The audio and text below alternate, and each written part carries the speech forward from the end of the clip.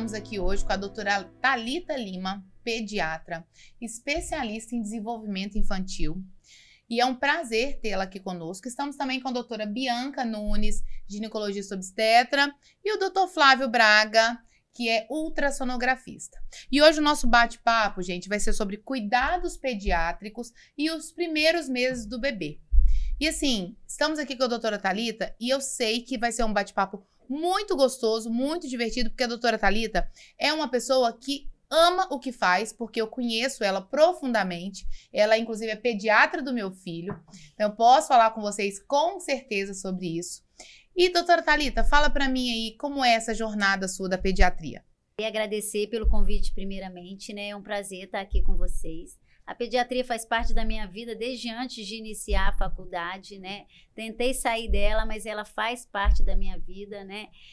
Partindo do pressuposto que a gente já tem que amar aquilo que a gente faz. Estamos aí caminhando, né? E se fosse fazer de novo, tivesse que escolher, faria tudo de novo, né? Então, estou muito feliz de estar nesse bate-papo com vocês. Que bom. E assim, vamos começar, na verdade, né, doutora? Isso. Por quê? A mãe, quando engravida, que já passou pelo consultório da doutora Bianca, por exemplo, já fez todas as consultas, em algum momento ela tem que conversar com o pediatra. Sim, normalmente eu recomendo sempre uma consulta pediátrica pré-natal. Eu sempre peço para elas irem em torno de 32, 34, no máximo 36 semanas. E elas perguntam, mas para quê? Vou ter que ir no pediatra antes de nascer? Eu falo, com certeza. Para quê? Para você se preparar justamente para aqueles primeiros dias ou primeiras semanas do bebê. Né? Você saber o que fazer, principalmente a amamentação, os primeiros cuidados.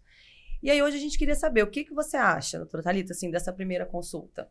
Ou dessa consulta, na verdade, durante o pré-natal? O que você costuma abordar? A consulta pré-natal, eu falo que ela, assim, ela é maravilhosa. Se eu tivesse tido ela 6 anos atrás, antes de ter tido o meu primeiro filho, mesmo sendo pediatra, teria feito muita diferença na minha vida. Porque a gente se envolve muito. O que eu observo? Que a gente se envolve muito, por exemplo, com os preparativos para o nascimento, para o parto, porque tudo que é muito palpável, enxoval, o que vai levar, o que não vai. E aí, esquece na hora, da parte prática, né? Esquece da parte prática. Na hora que chega o bebê, a gente não sabe o que fazer. E coisas simples, qual a temperatura do banho, né? Coisas simples assim. Qual pomada é a melhor? Eu sei que tem pomada para passar, mas qual a pomada que é melhor? Mas por que não deram banho no meu filho hoje na maternidade, né? Que ele tá todo é uma coisa nova. E aí, aquele negócio, quando nasce aquele pacotinho que a gente se vê apaixonado, a gente quer o melhor pediatra para ele. Eu acho que fica muito o conceito que o pediatra vai ser procurado após o nascimento, né? E quando a gente já tem um contato com o pediatra antes do nascimento, já é um preparo que a mãe tem para saber o que precisa saber, né? Pô, chegou um menino novo. O que eu faço? Às vezes o primeiro filho. O que eu vou fazer, gente? Tá chorando, não para de chorar, não dorme. Olha como é que eu vou amamentar tudo isso. Então, eu acho muito interessante a consulta perinatal também, né? Que você consegue mostrar ali para a família muita coisa que não vai ser um susto quando a criança nascer, né? Já vai estar um pouco mais acostumada com os medicamentos, com os cuidados, tudo isso. E até com as intercorrências que podem acontecer, né? E a família tem uma segurança de que na hora que o bebê nascer, ela tem com quem contar. Ela não está sozinha. Então, essa família não precisa sair ligando para o primeiro pediatra que aparecer para marcar uma consulta. Muito pelo contrário. Os meus pacientes, por exemplo, doutora, já me avisam que nasceu, caso precise de alguma fórmula, alguma questão específica, eu já vou conversando com a consultora de amamentação e ela vai ter a segurança que até em 48 horas, por exemplo, ela vai estar sendo dentro do consultório e essa criança vai estar sendo vista, assistida, né? Por alguém que ela confia, que ela já fez um link antes. E olha que legal, eu tenho um pediatra que marcou a minha vida, porque desde quando eu nasci, minha mãe me levou para o pediatra. E toda vez que eu vou na minha cidade natal, mesmo assim, eu tenho que ir lá visitá-lo, né? Então, você vê a importância do pediatra na vida da criança, né? Marca a vida da criança. Eu sempre passo lá no consultório do doutor Marcos, de Valadares. Eu passo, doutor Marcos, estou aqui. Ele fala, rapaz, você cresceu, eu já cuidei de você pequenininho. Então, você vê como é que é importante para a evolução da criança mesmo. Ter esse acompanhamento médico, que seja só um médico, né? e que acompanha aí durante Com certeza. da infância até a adolescência, né? E você sabe que quem me inspirou a ser pediatra foi a minha pediatra. Olha que legal. Olha que Olha bacana. só, a doutora Lilian, lá de Natividade. Então Maravilhoso. foi ela que me inspirou também. E assim, os cuidados. A mãe fez a consulta pré-natal, tirou todas as dúvidas, né? Se encheu de informação, né, doutora? Porque uma família informada é o que você sempre fala. Uma família informada, ela tem uma maternidade mais leve, né? Sim, tem, porque hoje em dia a quantidade de informação que a mãe recebe é muito grande. E todo tipo de informação na internet, cada pessoa que está ao lado, por exemplo, a mãe, a avó, cada um tem uma experiência. Então, cada um vai vindo com uma opinião, com um palpite. E eu falo que mesmo que receba palpites, muitas das vezes é para o melhor, mas com a experiência que teve. E quando a gente tem informação com segurança, com evidência, sabe? A gente pega aquele compilar que todo mundo fala na internet, pega aquilo com segurança, informação com segurança, isso vai trazer segurança para na hora que a vulnerabilidade bater, que é a hora que o nosso bem mais precioso, que eu falo, né? Na hora que o nosso pacotinho nasce. E mesmo também se a gente tem que pensar uma coisa, né? Como era feita a pediatria na época das nossas avós. E como evoluiu para hoje, né? Então não adianta muitas vezes a gente ouvir tantos os conselhos, né? Alguns conselhos sim, com certeza, mas a medicina evolui, tem muito mais estudo científico, tem muito mais indicação de certos alimentos, algumas contraindicações. Então não dá para ter só aquela indicação da avó, da tia. Isso. Né? E tem muitas coisas, né, que as avós falavam, né, que faz muito sentido. Faz. Que Até hoje a hoje. ciência já prova. É né? verdade. Mas, assim, é importante a gente estar alinhada à ciência, né, e trazendo os avós, né, porque muitos também fazem parte da... Gente, minha avó me colocava na banheira criação. com febre e tacava álcool na banheira. Só faltava pro fogo. E resolvia. Nem me fala. Resolvia. Henrique teve icterícia prolongada. E aí eu fiquei maluca com aquilo e a doutora sempre me tranquilizando, porque é icterícia do leite materno que fala, né, doutora? Isso. E hoje não é que seja comum, mas pode acontecer em algumas crianças, não é? Algumas Pode. crianças podem nascer com algumas complicações e quando você tem um pediatra para chamar de seu, porque você se resguardou, você fez uma consulta pré-natal com excelência, né? Então, assim, eu tirei todas as dúvidas. O Rafael sentou e perguntou várias coisas a Thalita na época da nossa consulta. Até a questão do banho. Olha que foi meu segundo filho, mas assim... parece que cada filho é diferente. Mas então, você sempre acaba tem uma perguntando. novidade Exatamente. pra aprender, E assim, é muita coisa nova que vem chegando a cada dia. Então, aquelas dúvidas, Ninho, usar ou não usar? Charutinho, vou usar? E para prevenir insônia comportamental, o que eu faço já desde quando eu chego da maternidade? Então, assim, são vários tópicos que a gente já vai conversando para a família também não comprar coisas desnecessárias. Foi verdade. Então, quando a gente já vem ali, aí na hora que bate lá, vamos comprar ninho, né? Vamos colocar aquele berço bonito. A família já sabe que ela não precisa investir nisso, por exemplo. Pois a minha consulta foi em casa. Foi domiciliar. Outro nível, né? Thalita Sabe chegou pessoa- Outro lá. nível. Não, Thalita chegou lá e falou, mas pra que você comprou isso? Ele não vai Aham. usar. Aí você... Aí eu falei, Thalita, mas esse é tão poxa. bonitinho. Mas, gente, tipo isso. Quem É uma- precisa mesmo é a Exato. gente, né? É. O bebê A precisa gente. de quase nada. A gente adora, É uma né? coisa, Porque a gente muito gosta. doida, porque você pensa assim, hoje é um luxo ter uma consulta domiciliar, mas antigamente o médico ia a na domicílio. Sempre. Exato. E existia um vínculo da família com o médico, Com o principalmente médico. o pediatra, né? E nascia criança, o pediatra estava ali, examinava. E hoje é mais complicado, né? Às vezes o colega não tem tempo de fazer consultas domiciliares, às vezes está mais ocupado no consultório, mas isso aproxima demais a família do médico, né? Vira Sim. uma Vira o referência. médico da família. Aproxima. E é uma coisa que todos nós que estamos aqui, a gente busca muito isso, né? Eu, por exemplo, no ultrassom, busco ter a gestante durante os 9 meses ali. A Bianca busca também acompanhar desde o pré-natal ali até o nascimento, né? Então, acho que retornar essas origens é muito legal. A gente ter um médico mais próximo mesmo e não só um médico no consultório, né?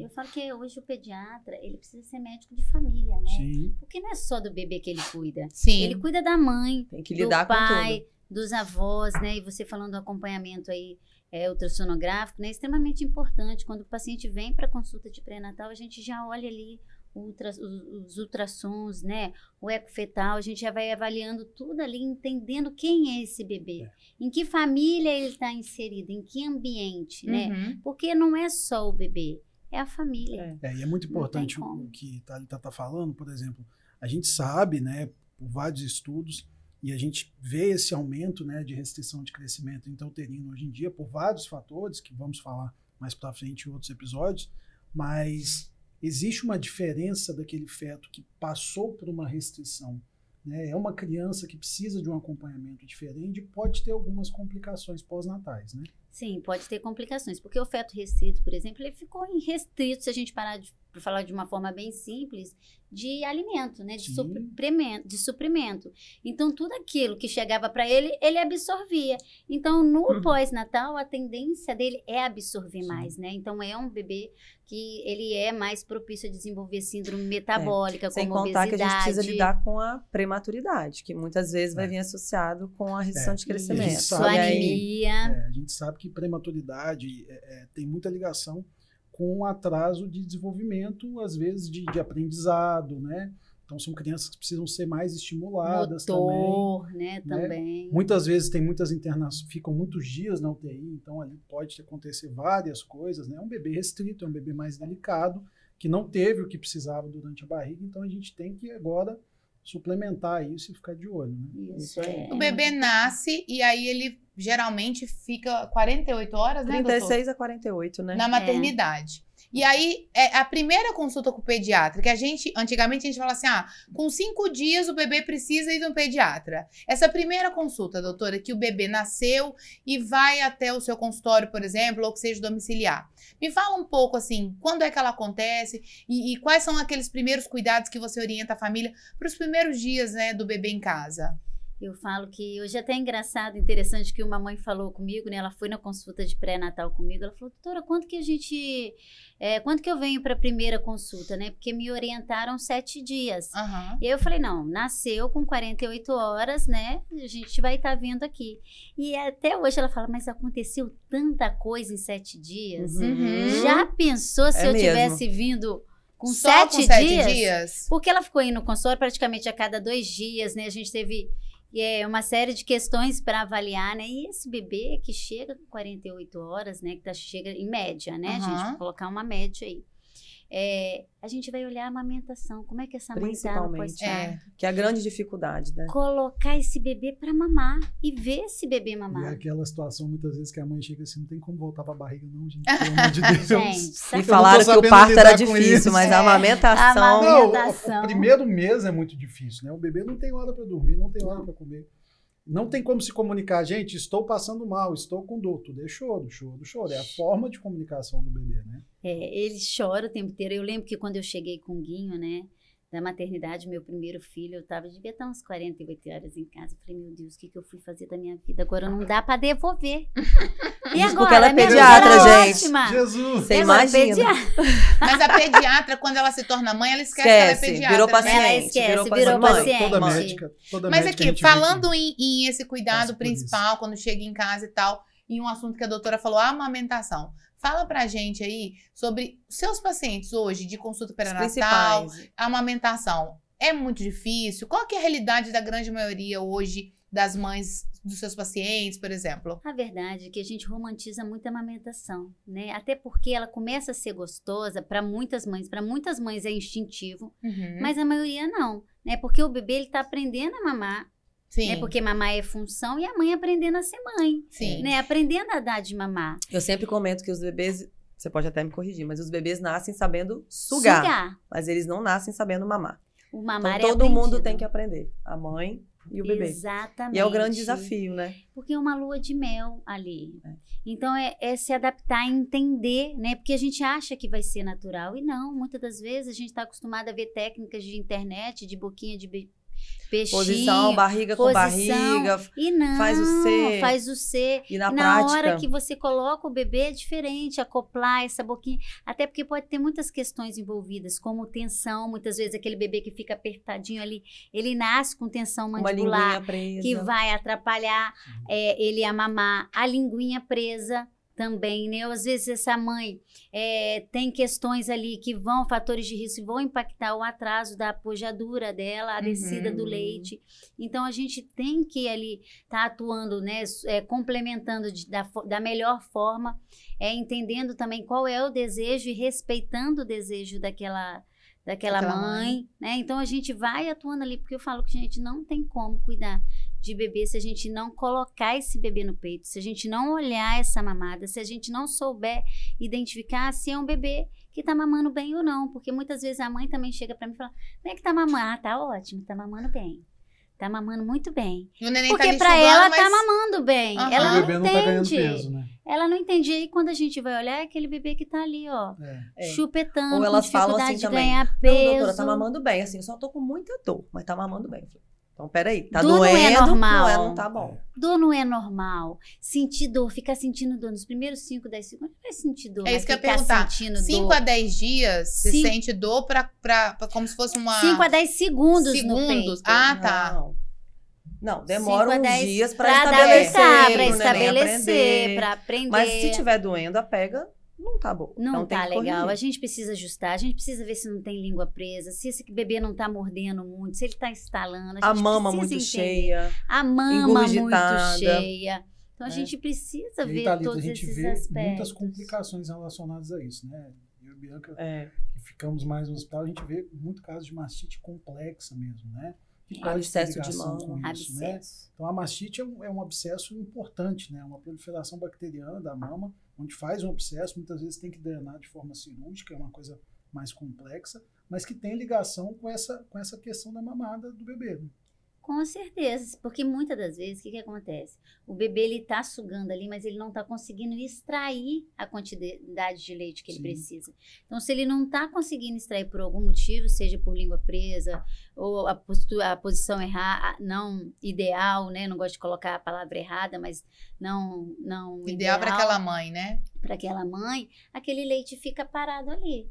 Então, a tendência é fazer mastite. Então, a gente tem que trabalhar na prevenção ali, trabalhando Você auxiliar costuma pra trabalhar evitar com as complicação. consultoras também, Thalita? Muito, com as consultoras de É amamentação. importante, né? Eu falo que elas são, assim, a cereja Precisa do de ir lá nosso na bolo. casa, né? Porque precisa ter alguém que tá junto. Eu vou ali no consultório, eu vou na casa da mãe, da família, né? Eu tô ali. Mas a consultora de amamentação, ela vai trabalhando ali nos detalhes. Na hora da gente complementar esse bebê, como vamos ordenhar, né? Orientando a mãe, fazendo com ela o que aquilo que eu tô orientando dentro do consultório, ela vai fazer com a mãe. A consultora de amamentação, eu falo assim, que ela é um anjo na vida da família. Eu acho essencial. E do pediatra também. E esse link, sabe? Da gente estar direto com a consultora de amamentação o tempo inteiro. Porque são duas visões juntas, trabalhando em conjunto. E é o que a gente preconiza hoje na medicina, né? Equipe multidisciplinar, Multidisciplinar. Porque assim, gente, a verdade é que se não tiver uma equipe, facilmente a mãe desiste da amamentação. Todo mundo porque é um precisa processo estar falando muito junto. difícil. Pois é. Rapidinho você vai... Dói. Deixa pra lá. Me dá uma fórmula Não aí. vou conseguir amamentar. Me dá uma fórmula, pelo amor de Deus. Aí Se porque você às não vezes, tiver uma rede de apoio ali... Eu acho que tem que porque todo às mundo vezes estar não alinhado. é que a pessoa é fraca ou não acredita Não, porque nela, ela mas tá a pressão cansada. é tanta e o cansaço dos primeiros Tem dias a é privação tanto, ela de desiste, sono, né? Tem o blues puerperal, tem a privação de sono, tem a Claro. pojadura que demora uns 3 a 5 dias, tem o tempo do bebê aprender a mamar. Até É uma lá, série de fatores ali nesse primeiro. Cada dia um bebê, a acontece teoria dos tanta 30 coisa em uma bebês. semana. Olha, exemplo, foi lá em casa, por exemplo. Minha mãe não conseguiu amamentar e não sei quem que falou, mas dá leite de cabra para esse menino. Misericórdia. Tomava Usava leite de muito. cabra. E aí meu pai comprava leite de cabra e levava lá. Imagina o tanto de rinite, o tanto de coisa que eu tenho hoje, não tem ligação Não, com mas o esse leite de leite, cabra ainda né, tá o leite de cabra. E quando a outra mãe que mora no interior pega o bebê E dá pra outra mãe. dar um mamar? É Fala mãe de pra mim, leite. doutora. Hoje em dia, antigamente se fazia muito Mãe de isso, leite. né? Hoje a gente não indica mais, né? Até Não, porque a hoje gente tem banco de leite hoje também. tem banco de leite, a gente não indica mais amamentação cruzada, que a gente Sim. fala, né? Mas uma mãe que adota uma criança, por exemplo, né? Hoje já é possível estimular essa mãe para ela poder amamentar, né? Inclusive, Sim. hoje a gente estava com uma no consultório, né? Trabalhando nesse sentido. Então, isso faz diferença. Mas a amamentação cruzada a gente não indica mais fazer, tá? E esse bebê que nasceu, tá lá, passando por todas as adaptações, seja de amamentação, seja da mãe, de privação de sono, enfim. Esses primeiros, pelo menos assim, esses primeiros, que a gente fala que os primeiros 3 meses são aqueles, né? Esterogestação. Exato. A esterogestação. Quais são, assim, os principais desafios, doutores, que você vê? Vocês duas, talvez, né, de conversa, de paciente também, que vocês veem, assim, esse é um assunto que toda mãe fala. Qual é o que você identifica, assim, tem alguma coisa que você identifica que são as maiores queixas que você sempre tem que falar em consultório e falar e repetir, e ensinar? Olha, coisas muito comuns, né? O choro do bebê, né? O choro. Até que ponto esse choro é só fome? Até que ponto, né? Porque é normal o bebê chorar, mas não é normal aquele bebê que chora o tempo inteiro. Uhum. E a gente vê muita banalização disso. Ah, chora o tempo inteiro, mas é normal chorar, vai passar. E assim, ó, tá chorando, bota no peito que passa. Tá Ou chorando, bico, bota né? no peito, bota no chupeta. bico. Tá com o bico né? na boca do menino Então, e pronto. Né? Identificar o choro do bebê, ter aquele olhar, por que esse bebê tá chorando, né? Então, o choro é muito importante, a gente tem que ter atenção para cólica, diferenciar cólica de disquesia. Eu ia falar né? exatamente sobre isso, sobre essa questão de cólica, né? Que é uma queixa, exatamente isso. Essa é uma queixa que eu ouço muito amigas falando, cólica. Todo mundo fala, ai, cólica. Chorou é cólica, chorou Mas é a primeira cólica. semana o neném não tem cólica. Não tem. Geralmente começa a vir ali, bebê chorando muito nos primeiros dias de vida, a gente tem que ter atenção para esse bebê tá precisando de mais leite. Ele tá precisando de mais suprimento. Mas pode estar relacionado com a alimentação da mãe. Pode. Ou, né, às vezes ele pode estar com gases, né, demais, disquesia, pode dar nos primeiros dias. Porque disquesia é diferente de cólica. Isso, O que é fala isso pra disquesia? gente. É uma imaturidade do trato gastrointestinal. O bebê, ele sabe que ele vem ali o cérebro, manda sinal dizendo assim, olha, você precisa fazer cocô.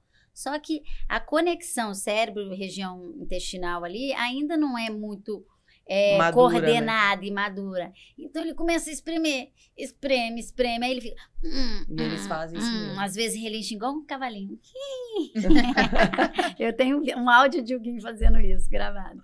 Relincha, aí ele fica ali, aí ele faz cocô, pronto, melhora, né? Agora a cólica, geralmente a cólica, ela tende a obedecer um padrão.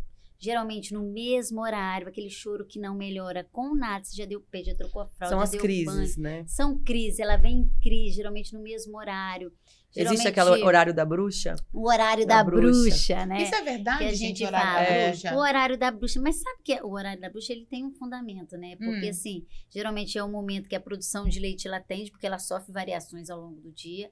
No final do dia a produção tende a cair um pouquinho, a mãe já tá mais estressada, já tá mais cansada, tem aquela questão do neurônio espelho também, né? Que o bebê sente exatamente aquilo que a mãe sente. Isso é uma coisa que eu muito falo verdade, muito. gente. Isso é muito verdade. Eu falo muito isso. E aí Isso é vai muito verdade. juntando com a questão da cólica também, e aí esse bebê tende a chorar. Então, mas a cólica, ela é pontual, ela não vem o tempo inteiro. Se um bebê tá chorando o tempo inteiro, não é cólica. A gente precisa entender o que tá acontecendo, porque o bebê não fala. Então, a forma que ele demonstra dele, né? que ele tá desconfortável, que tem alguma coisa acontecendo, é no choro. Então, assim, a cólica, o choro é assim o carro-chefe aí. Mas essas cólicas do recém-nascido, elas têm ou não a ver com a alimentação da mãe? Então, né? A gente hoje fala dos food maps, né? Da alimentação feminina. Não tem uma evidência muito forte, tá? Mas a gente vê hoje que tem fundamento e quando a gente vê na prática também responde, tá? Que são que a gente tenta evitar, né? Claro que observando cada criança e cada família, alimentos fermentáveis, tá? Que a gente fala os food maps. Então, por exemplo, alho, cebola, brócolis, couve-flor, tudo aquilo que é muito fermentável, leite, derivados. A gente o quê? Se é um bebê que está tendo muita cólica, muita disquesia, a gente vai orientando essa família a diminuir e a perceber o que pode estar causando desconforto para essa família, para esse bebê. Agora, se é um bebê que chora sem parar o tempo inteiro, esse bebê está muito desconfortável, aí a gente tem que começar a pensar na possibilidade de o quê? de alergia à proteína ao leite de vaca ou até de sensibilização à proteína do leite. Que é a PLV, né? De Que é vaca, chamada. que é a PLV que a gente fala hoje, né? E aí, uma vez, aí a gente faz o teste terapêutico, né? Que a gente fala. Que a gente suspende o leite de vaca e derivados dessa mãe, né? Uma média de 2 a 4 semanas. E aí a gente reintroduz, porque o diagnóstico, não existe exame. O diagnóstico é clínico. Clínico. Então você tira e depois reintroduz para ver se essa criança vai reagir ou não, até para a gente não manter essa mãe em dieta. Porque se for só na restrição. Porque se for só uma sensibilização, esse bebê vai melhorar e vai.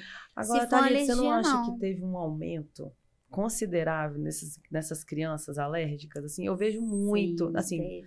Não sei, de uns anos para cá, uns 5 anos para cá, o número de diagnóstico de alergia alimentar ou a proteína do leite de vaca. Você acha que isso está relacionado a alguma coisa? Da alimentação da mãe, talvez? Ou a qualidade da nossa comida? Vocês não acham que pode estar ligado, talvez, ao tempo que a gente passou na pandemia? Essas crianças que não tiveram contato com o mundo externo, né? Estimular o sistema imunológico. Não sei, às vezes eu acho que a qualidade ou a exposição da mãe. É multifatorial, né? Inclusive, assim, o estilo de vida hoje nosso, muitas alergias, né? Então, tem aumentado consideravelmente, mas também tem aumentado muito a quantidade de diagnósticos equivocados também. Então, quando fazem os estudos e comparam ali, quando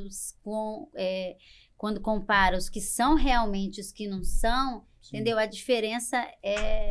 Mas a criança precisa, desde a infância, ter contato com o mundo externo, né? Precisa gripar, precisa ter diarreia, precisa... É assim que o sistema imunológico...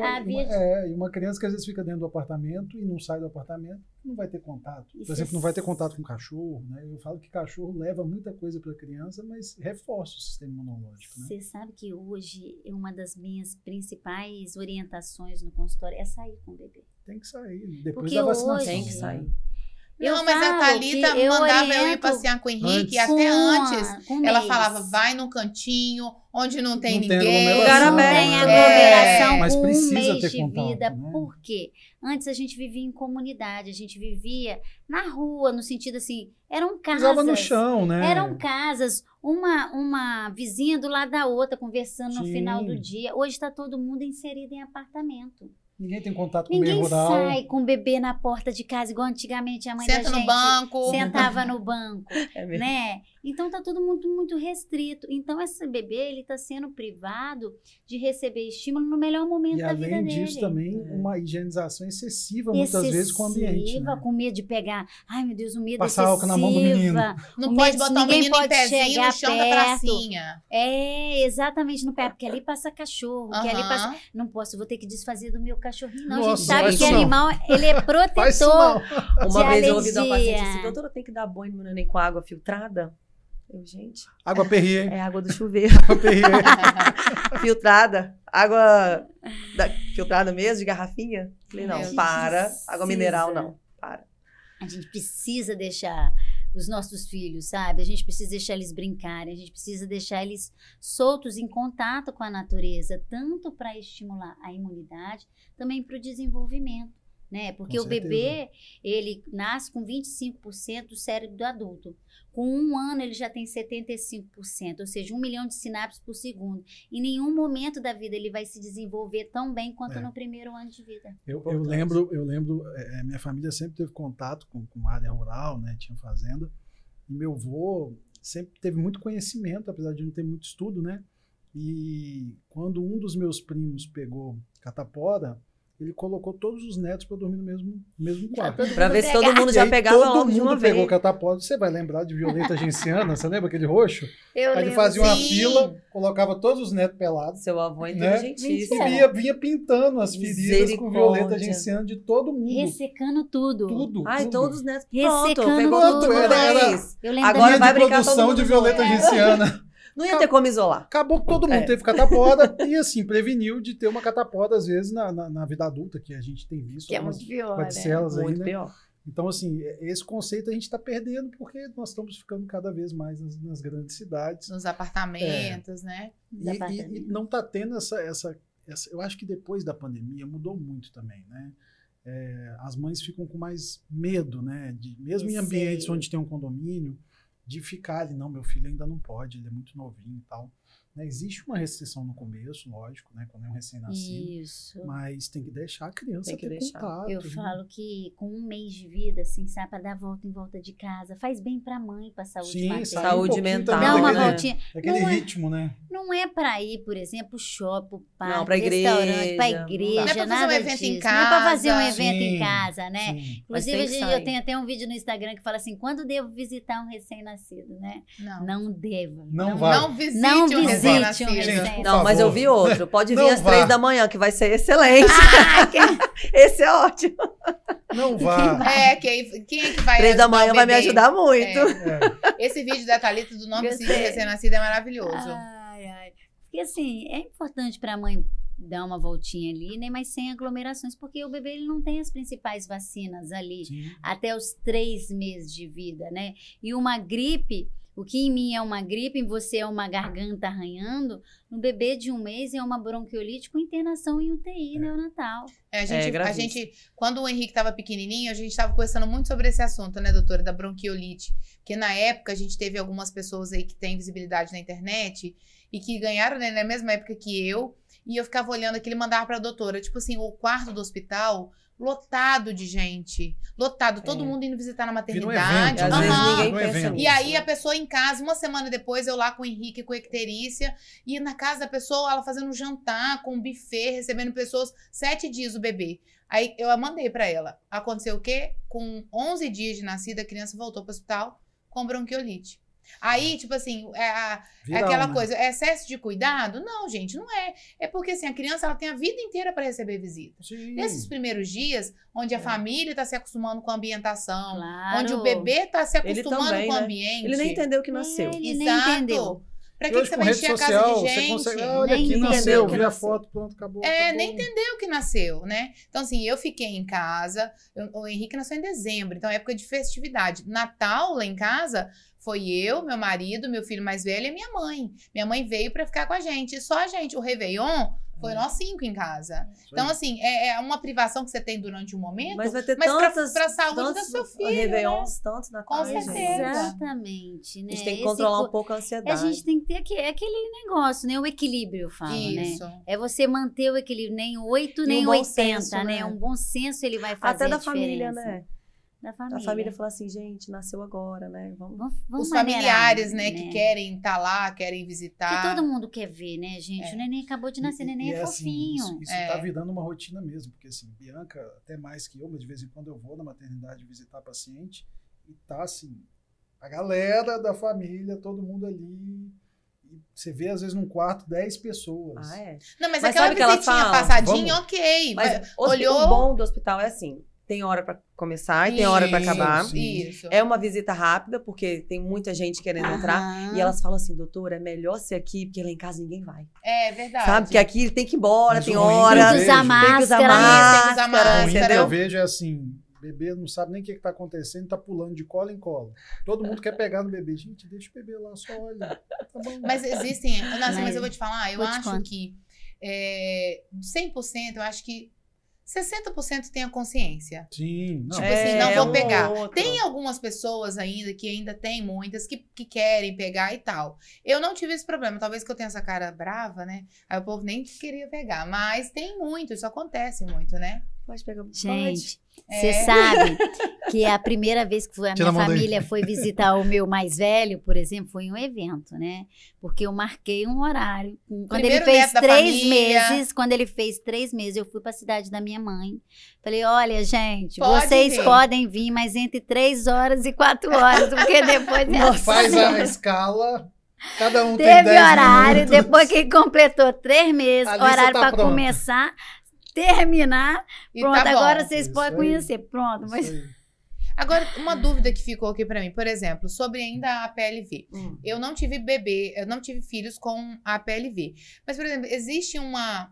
Tipo assim, como é que eu vou saber se meu bebê pode ter a PLV ou não? Tem alguma coisa da mãe, alguma coisa que é da família ou não? É uma predisposição ali do bebê? Geralmente a gente tem um histórico familiar de alergia, né? A gente tem um histórico familiar e geralmente as crianças com alergia à proteína abrem um quadro ali a partir da 2ª semana de vida, com sangue nas fezes, regurgitação, irritabilidade, dificuldade de ganho de peso, por exemplo. Vão ter vários sintomas, sinais e sintomas que levam o pediatra a suspeitar da alergia à proteína do leite de vaca. E aí, uma vez que a gente tem a suspeita, a gente faz o teste terapêutico, né? Depois a gente reintroduz o leite para ver se esse bebê vai reagir ou não. Porque não tem exame, o diagnóstico é por teste. Mas na suspeita é feito o teste. Na suspeita é feita a dieta, né? É feito o teste, que nada mais é do que a dieta de restrição. Mãe.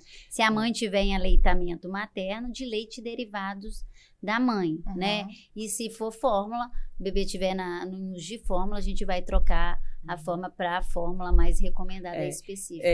Meu filho, Pedro, teve, né? A alergia à proteína do leite. Eu lembro que Pedro era uma criança extremamente irritada. Não é aquele bebê que fica calminho. Você vê, é uma criança irritada. Diferente. Ele vive, eu lembro que a gasto dele falava, ele vive com as perninhas dobradas, os bracinhos dobrados. Você encostava na barriga dele, ele reagia. Então, você via que ele estava com dor. E eu lembro assim, mãe, você tem que fazer essa dieta aqui. Gente, não é só cortar leite e derivados. Não é. Eu acho que foi uma dieta mais difícil. E olha que eu vivo de dieta, acho que desde que eu tinha 15 anos. É muito difícil.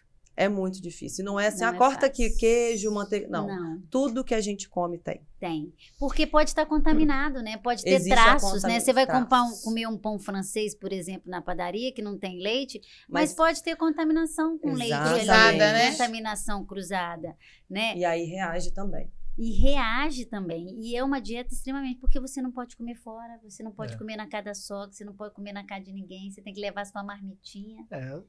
Né? Fica difícil. É uma dieta muito difícil. A gente tem que fazer aquele diário ali alimentar, né?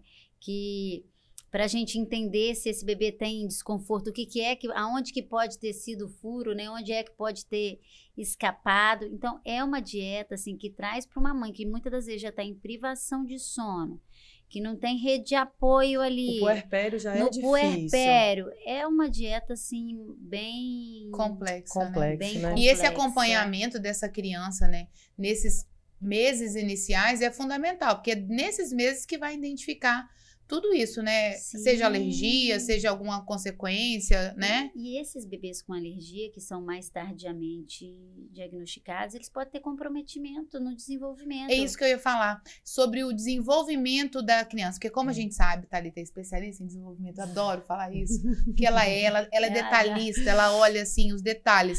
A consulta da criança lá, ela vai olhando os detalhes, sabe? Assim, para identificar isso. Todos os marcos realmente. E assim, esses primeiros marcos iniciais, fala pra gente um pouco desse mundo, assim, desse desenvolvimento, doutora. O bebê com alergia, só para fechar o negócio do bebê com alergia, né? Como ele é muito irritado no início e diagnosticado tardiamente, ele é privado, porque ele chora tanto que ele não consegue interagir, ele não consegue sorrir, ele não consegue ficar no bruço.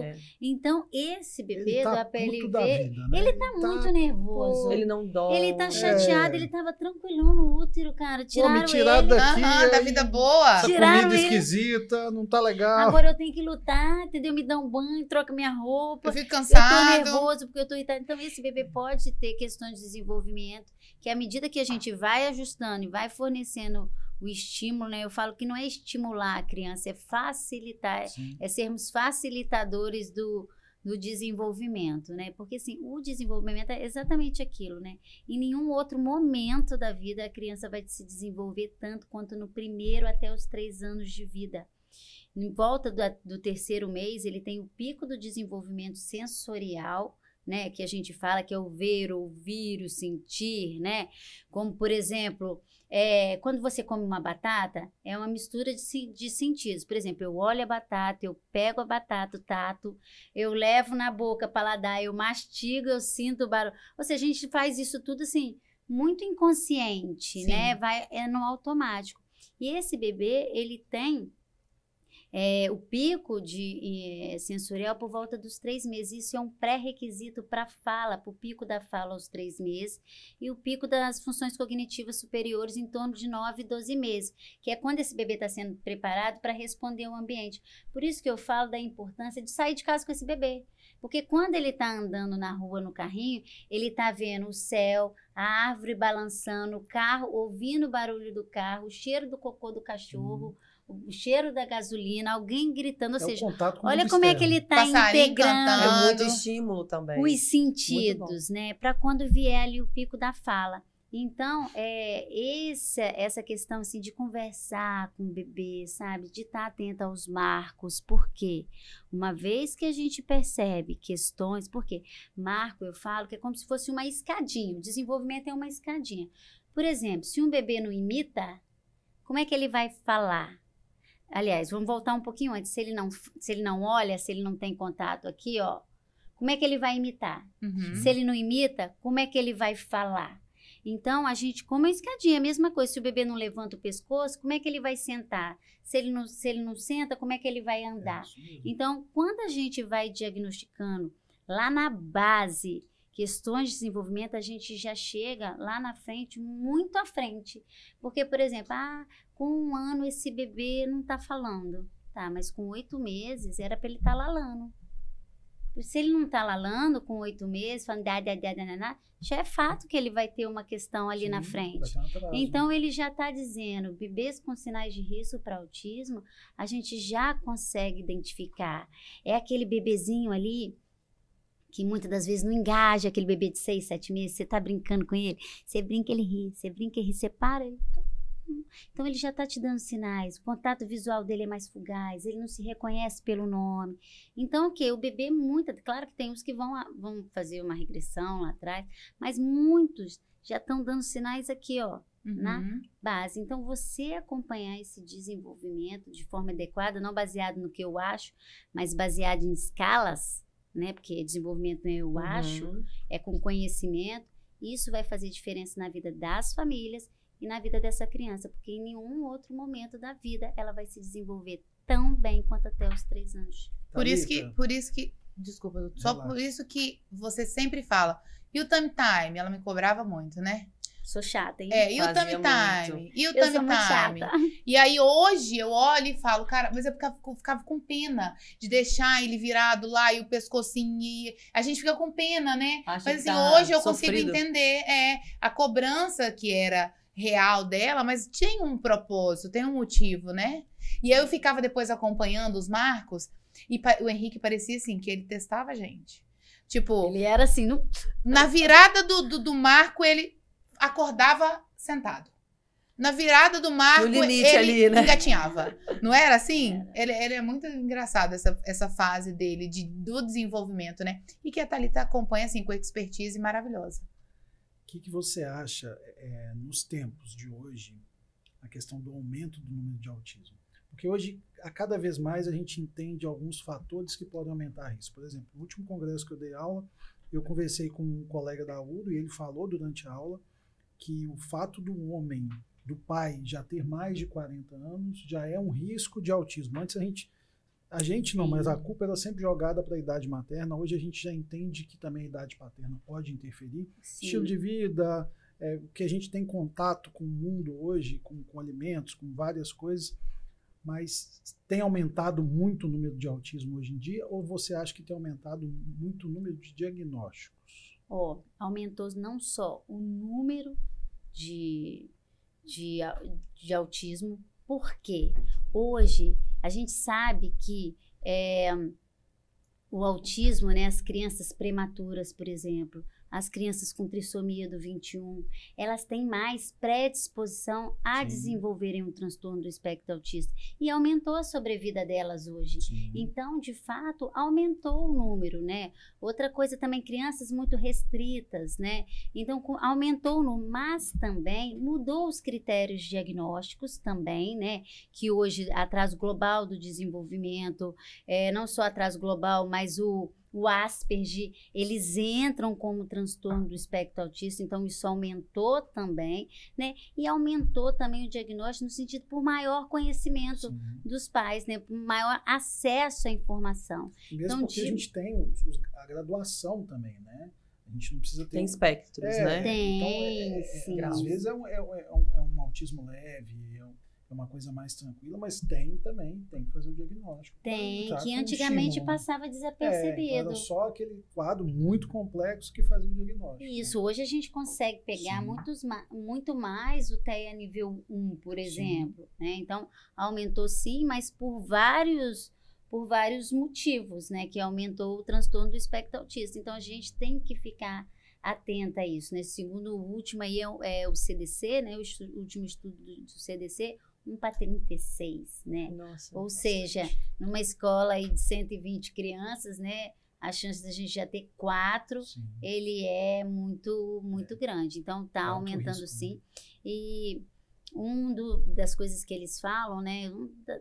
Porque eles estudam várias hipóteses ali, né? É que é preciso você ter uma predisposição genética, além de você ter uma marca no seu DNA, falando de uma forma assim, simples. É uma marca do seu DNA, mas sofreu um golpe na cognição. Como, por exemplo, prematuridade, restrição de crescimento, hipertensão, diabetes. Uso de medicamento. Inclusive o misoprostol, por exemplo. Né? Paracetamol, tá ligado? Uso de antidepressivo. Então, uma vez que você tem predisposição e sofre um golpe, né, que eles falam na cognição, isso aumenta a chance de desenvolver o transtorno. O feto restrito, ele tem hipofluxo cerebral, né? Ele vai receber menos. Muitas vezes a gente vê isso no ultrassom, né? O bebê fazendo remodelação de fluxo porque a placenta já não manda tanto. Então, você imagina o cérebro que está numa fase de proliferação neuronal excessiva, né, durante a fase fetal, receber menos oxigênio, né? Exatamente isso. Então, assim, a gente tem que ter uma atenção maior. Esse tema de autismo, eu acho que é um tema super abrangente, que Thalita é super expert. E já deixo o convite. Inclusive, temos que fazer um episódio só para Exatamente. Eu já deixo um convite para você, para que a gente faça um episódio somente sobre autismo. Porque é um tema que eu sei que você desenvolve e gosta muito de falar, né? Porque o seu brilho no olho é sobre os marcos de desenvolvimento, né? Então, você tem esse conhecimento pleno sobre isso. A gente deixa esse convite. Foi um bate-papo muito bacana, muito bom. Eu quero agradecer imensamente aqui, doutora Bianca também, doutor Flávio podem falar, mas eu quero agradecer muito a sua presença aqui. Eu acho que agregar informação para conhecimento das famílias, que é o nosso propósito com o Pode Conversar Mãe, é exatamente isso. É a mãe que pode conversar, é a mãe que quer ouvir informação. Não que ela vá só com as informações saber o que ela vai fazer, mas ela sabe em quem procurar, o que tá ali buscando, entendeu? Eu preciso ir no pediatra, meu filho tá com isso, porque ela ouviu uma informação aqui que possa ser que desperte um gatilho nela que ela não tinha pensado nisso antes, né? Exatamente. Então, exatamente essa informação que a gente quer trazer aqui, não é isso? Eu acho que o importante é a gente levar a informação para a mãe, porque a mãe é quem passa realmente ali 24 horas com o bebê. E a mãe, querendo ou não, se ela está bem instruída de fatores, de coisas médicas, ela muitas vezes vai fazer diagnóstico de muita coisa e já vai chegar para você, Thalita, meu filho tem isso.